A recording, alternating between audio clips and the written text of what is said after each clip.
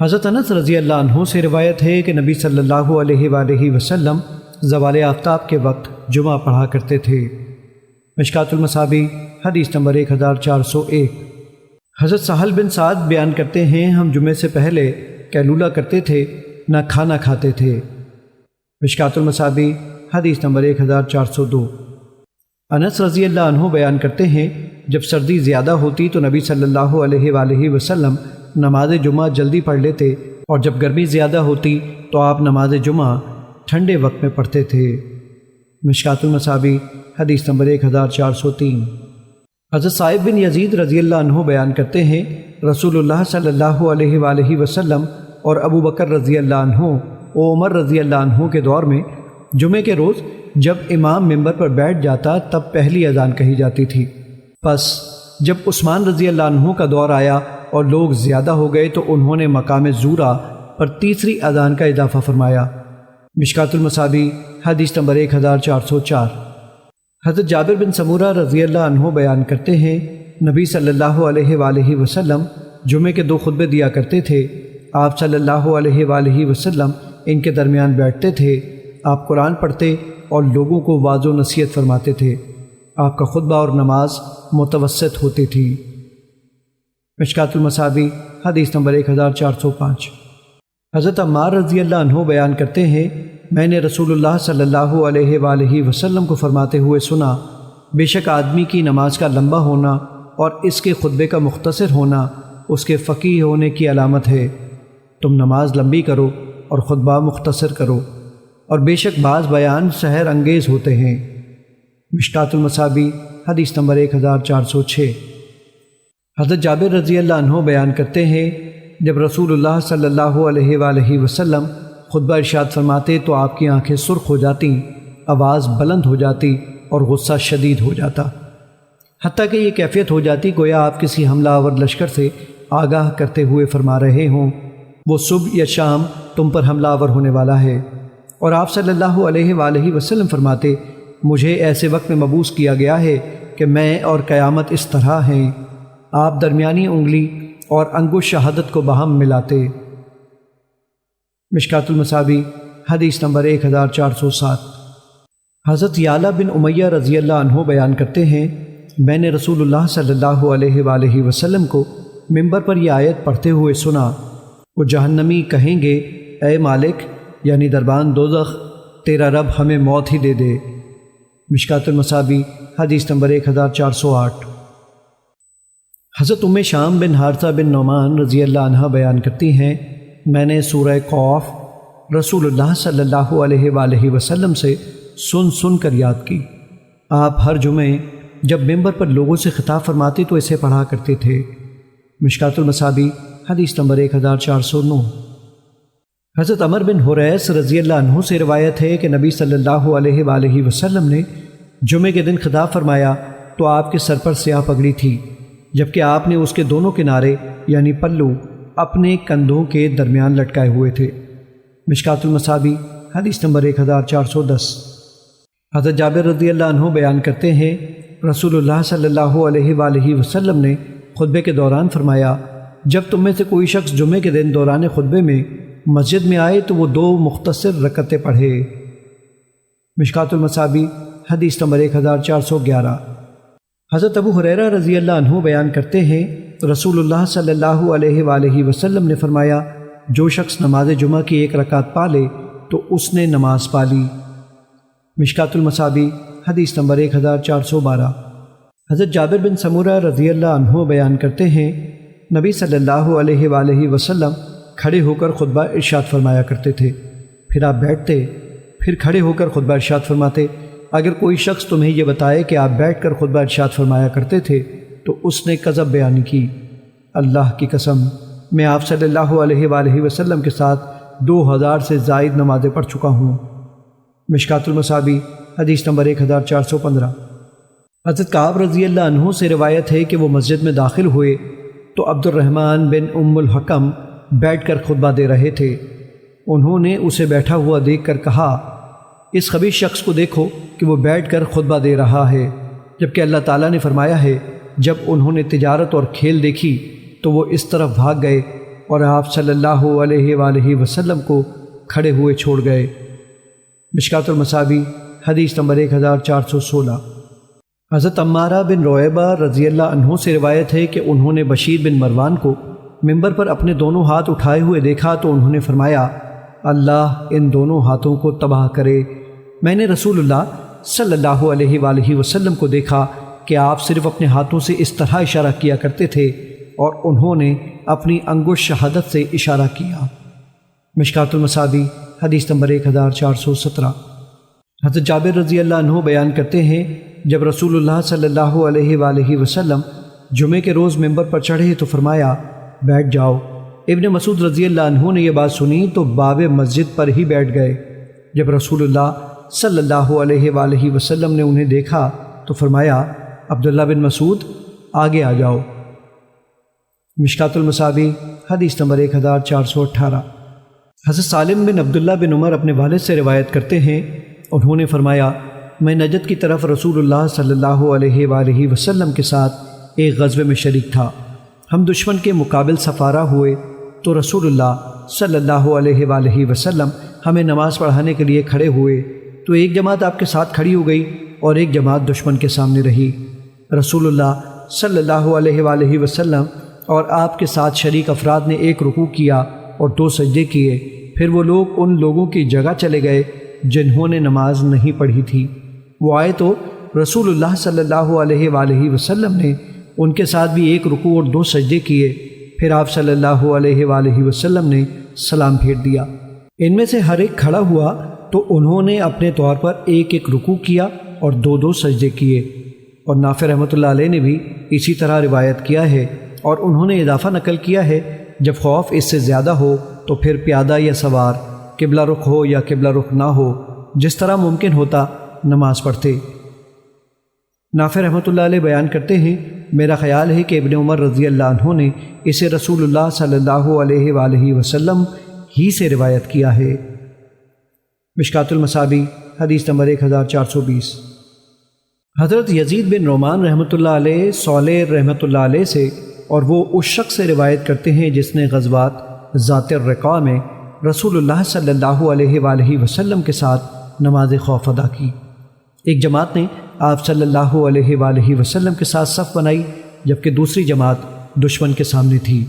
جو جماعت آپ کے ساتھ تھی ان کو 1 رکعت پڑھائی، پھر آپ کھڑے رہے اور اس جماعت نے اپنے طور پر نماز پوری کی اور جا کر دشمن کے سامنے صف بنا لی۔ پھر دوسری جماعت آئی تو آپ صلی اللہ علیہ وآلہ وسلم نے اپنی نماز کی باقی رکعت انہیں پڑھائی، پھر آپ بیٹھے رہے اور انہوں نے اپنے طور پر نماز مکمل کی، پھر آپ نے ان کے ساتھ سلام پھیرا۔ مشکات المصابیح حدیث نمبر 1421۔ حضرت جابر رضی اللہ عنہ بیان کرتے ہیں، ہم رسول اللہ صلی اللہ علیہ وآلہ وسلم کی معیت میں روانہ ہوئے حتیٰ کہ ہم ذات الرقاع پہنچے۔ جابر رضی اللہ عنہ کا بیان ہے، جب ہم کوئی سایہ دار درخت پاتے تو اسے رسول اللہ صلی اللہ علیہ وآلہ وسلم کے لیے چھوڑ دیا کرتے تھے۔ وہ بیان کرتے ہیں، ایک مشرک آدمی آیا جبکہ رسول اللہ صلی اللہ علیہ وآلہ وسلم کی تلوار درخت کے ساتھ لٹک رہی تھی۔ اس نے نبی صلی اللہ علیہ وآلہ وسلم کی تلوار پکڑ کر نیام سے نکالی اور رسول اللہ صلی اللہ علیہ وآلہ وسلم سے کہنے لگا، کیا آپ مجھ سے ڈرتے ہیں؟ آپ صلی اللہ علیہ وآلہ وسلم نے فرمایا، نہیں۔ اس نے کہا، آپ کو مجھ سے کون بچائے گا؟ آپ صلی اللہ علیہ وآلہ وسلم نے فرمایا، اللہ مجھے تم سے بچائے گا۔ رسول اللہ صلی اللہ علیہ وآلہ وسلم کے صحابہ نے اسے ڈرایا دھمکایا تو اس نے تلوار نیام میں ڈال دی اور اسے درخت کے ساتھ ہی لٹکا دیا۔ راوی بیان کرتے ہیں، نماز کے لیے اذان دی گئی تو آپ صلی اللہ علیہ وآلہ وسلم نے ایک جماعت کو 2 رکعتیں پڑھائیں، پھر وہ جماعت پیچھے ہٹ گئی اور آپ نے دوسری جماعت کو 2 رکعتیں پڑھائیں۔ راوی بیان کرتے ہیں، رسول اللہ صلی اللہ علیہ وآلہ وسلم کی 4 رکعتیں ہو گئیں اور جنہوں نے آپ صلی اللہ علیہ وآلہ وسلم کے ساتھ نماز پڑھی تھی ان کی 2 رکعتیں ہو گئیں۔ مشکات المصابیح حدیث نمبر 1422۔ حضرت جابر رضی اللہ عنہ بیان کرتے ہیں، رسول اللہ صلی اللہ علیہ وآلہ وسلم نے ہمیں نماز خوف پڑھائی۔ ہم نے آپ کے پیچھے 2 صفیں بنائیں جبکہ دشمن ہمارے اور قبلے کے درمیان تھا۔ نبی صلی اللہ علیہ وآلہ وسلم نے تکبیر کہی تو ہم سب نے بھی تکبیر کہی۔ پھر آپ نے رکوع کیا تو ہم سب نے رکوع کیا۔ پھر آپ نے رکوع سے سر اٹھایا تو ہم سب نے بھی رکوع سے سر اٹھایا۔ پھر آپ اور آپ کے ساتھ والی صف سجدے میں چلی گئی اور دوسری صف دشمن کے سامنے سینہ سپر رہی۔ جب نبی صلی اللہ علیہ وآلہ وسلم سجدے کر چکے تو آپ کے ساتھ والی صف کھڑی ہو گئی تو پچھلی صف سجدے کے لیے جھکی، پھر وہ سجدہ کر کے کھڑے ہو گئے تو پچھلی صف آگے بڑھی اور اگلی صف پیچھے آ گئی۔ پھر نبی صلی اللہ علیہ وآلہ وسلم نے رکوع کیا اور ہم سب نے بھی رکوع کیا۔ پھر آپ نے رکوع سے سر اٹھایا تو ہم سب نے بھی رکوع سے سر اٹھایا۔ پھر آپ کے ساتھ والی صف جو کہ پہلی رکعت میں پیچھے تھی سجدے میں چلے گئے اور پچھلی صف دشمن کے سامنے سینہ سپر رہی۔ جب نبی صلی اللہ علیہ وآلہ وسلم اور آپ کے ساتھ والی صف سجدے کر چکی تو پچھلی صف سجدے میں چلی گئی۔ پھر نبی صلی اللہ علیہ وآلہ وسلم نے سلام پھیرا اور ہم سب نے بھی سلام پھیرا۔ مشکات المصابیح حدیث نمبر 1423۔ حضرت ابو ہریرہ رضی اللہ عنہ سے روایت ہے کہ رسول اللہ صلی اللہ علیہ وآلہ وسلم نے زجنان اور اسفان کے درمیان پڑاؤ ڈالا تو مشرکین نے کہا نماز عصر انہیں اپنے والدین اور اپنی اولاد سے بھی زیادہ محبوب ہے، پس تم پختہ عزم کر کے ایک ہی بار ان پر حملہ کر دو۔ اسی اثنا میں جبریل علیہ السلام نبی صلی اللہ علیہ وآلہ وسلم کے پاس آئے تو انہوں نے آپ کو حکم دیا کہ آپ اپنے صحابہ کو 2 حصوں میں تقسیم کر دیں۔ آپ انہیں اس طرح نماز پڑھائیں گے کہ ایک جماعت ان کے پیچھے کھڑی ہو اور وہ ان کا بچاؤ کرے اور ان کے اسلحے کا خیال رکھے۔ پس ان کی تو 1 رکعت ہوگی اور رسول اللہ صلی اللہ علیہ وآلہ وسلم کی 2 رکعتیں ہوں گی۔ مشکات المصابیح حدیث نمبر 1425۔ حضرت ابو سعید خدری رضی اللہ عنہ بیان کرتے ہیں نبی صلی اللہ علیہ وآلہ وسلم عید الفطر اور عید الاضحیٰ کے لیے عیدگاہ تشریف لے جاتے تو آپ سب سے پہلے نماز پڑھتے، پھر نماز سے فارغ ہو کر لوگوں کے سامنے کھڑے ہو کر واعظ و نصیحت فرماتے۔ لوگ اپنی صفوں میں بیٹھے رہتے، آپ صلی اللہ علیہ وآلہ وسلم احکام جاری کرتے۔ اگر کوئی لشکر روانہ کرنا ہوتا تو اسے روانہ فرماتے، یا کسی چیز کے بارے میں حکم فرمانا ہوتا تو آپ اس کے متعلق حکم فرماتے، پھر آپ گھر تشریف لے جاتے۔ مشکات المصابیح حدیث نمبر 1426۔ حضرت جابر بن سمورہ رضی اللہ عنہ بیان کرتے ہیں میں نے رسول اللہ صلی اللہ علیہ وآلہ وسلم کے ساتھ عیدین کی نماز کئی مرتبہ پڑھی جن میں اذان اور اقامت نہیں تھی۔ مشکات المصابیح حدیث نمبر 1427۔ ابن عمر رضی اللہ عنہ بیان کرتے ہیں رسول اللہ صلی اللہ علیہ وآلہ وسلم اور ابو بکر رضی اللہ عنہ، عمر رضی اللہ عنہ عیدین کی نماز خطبے سے پہلے پڑھا کرتے تھے۔ مشکات المصابیح حدیث نمبر 1428۔ حضرت ابن عباس رضی اللہ عنہ سے دریافت کیا گیا کیا آپ نے رسول اللہ صلی اللہ علیہ وآلہ وسلم کے ساتھ نماز عید پڑھی ہے؟ انہوں نے فرمایا ہاں۔ رسول اللہ صلی اللہ علیہ وآلہ وسلم نماز عید کے لیے تشریف لائے تو آپ نے نماز پڑھائی، پھر خطبہ ارشاد فرمایا اور انہوں نے اذان و اقامت کا ذکر نہیں کیا۔ پھر آپ خواتین کے پاس تشریف لے گئے تو انہیں واعظ و نصیحت کی اور انہیں صدقے کے متعلق حکم فرمایا۔ میں نے انہیں دیکھا کہ وہ اپنے کانوں اور اپنی گردنوں سے زیور اتار کر بلال رضی اللہ عنہ کے حوالے کر رہی ہیں۔ پھر نبی صلی اللہ علیہ وآلہ وسلم اور بلال رضی اللہ عنہ آپ صلی اللہ علیہ وآلہ وسلم کے گھر کی طرف چلے گئے۔ مشکات المصابیح حدیث نمبر 1429۔ حضرت ابن عباس رضی اللہ عنہ سے روایت ہے کہ نبی صلی اللہ علیہ وآلہ وسلم نے عید الفطر کی نماز 2 رکعتیں پڑھائیں۔ آپ نے ان 2 رکعتوں سے پہلے کوئی نماز پڑھی نہ اس کے بعد۔ مشکات المصابیح حدیث نمبر 1430۔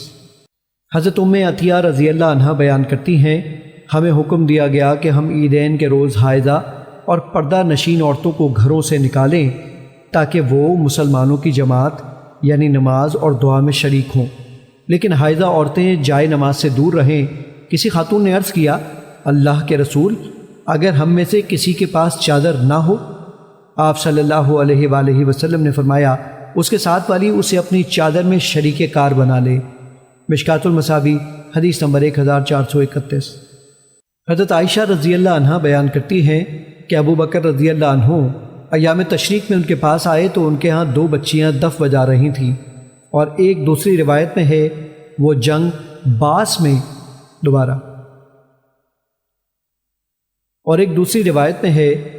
باس میں انصار کے کارناموں کے بارے میں گیت گا رہی تھیں، جبکہ نبی صلی اللہ علیہ وآلہ وسلم نے اپنے اوپر ایک کپڑا لپیٹ رکھا تھا۔ ابو بکر رضی اللہ عنہ نے ان بچیوں کو ڈانٹا تو نبی صلی اللہ علیہ وآلہ وسلم نے اپنے چہرے سے کپڑا اٹھا کر فرمایا، ابو بکر انہیں چھوڑ دو، یہ تو ایام عید ہیں۔ اور ایک دوسری روایت میں ہے، ابو بکر ہر قوم کی عید ہوتی ہے اور یہ ہماری عید ہے۔ مشکات المصابیح حدیث نمبر 1432۔ حضرت انس رضی اللہ عنہ بیان کرتے ہیں، رسول اللہ صلی اللہ علیہ وآلہ وسلم عید الفطر کے روز طاق عدد میں کھجوریں تناول فرما کر عیدگاہ جایا کرتے تھے۔ مشکات المصابیح حدیث نمبر 1433۔ حضرت جابر رضی اللہ عنہ بیان کرتے ہیں، جب عید کا دن ہوتا تو نبی صلی اللہ علیہ وآلہ وسلم عیدگاہ آتے جاتے راستہ تبدیل کیا کرتے تھے۔ مشکات المصابیح حدیث نمبر 1434۔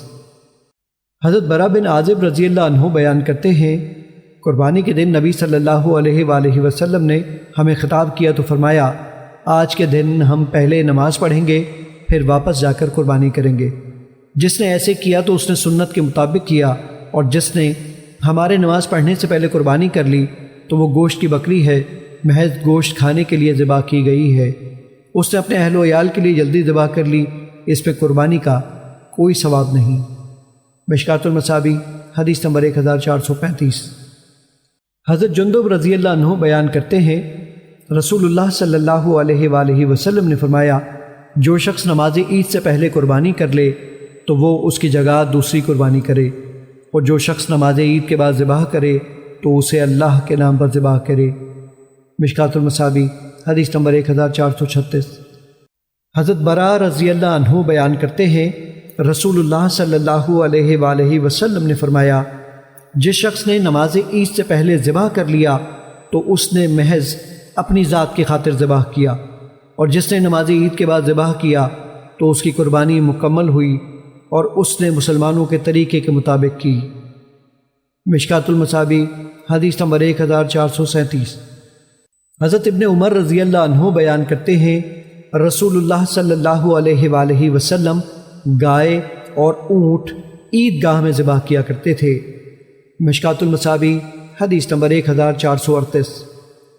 حضرت انس رضی اللہ عنہ بیان کرتے ہیں، نبی صلی اللہ علیہ وآلہ وسلم مدینہ تشریف لائے تو ان اہل مدینہ کے 2 دن تھے جن میں وہ کھیل کود کیا کرتے تھے۔ آپ نے دریافت فرمایا، یہ 2 دن کیا ہیں؟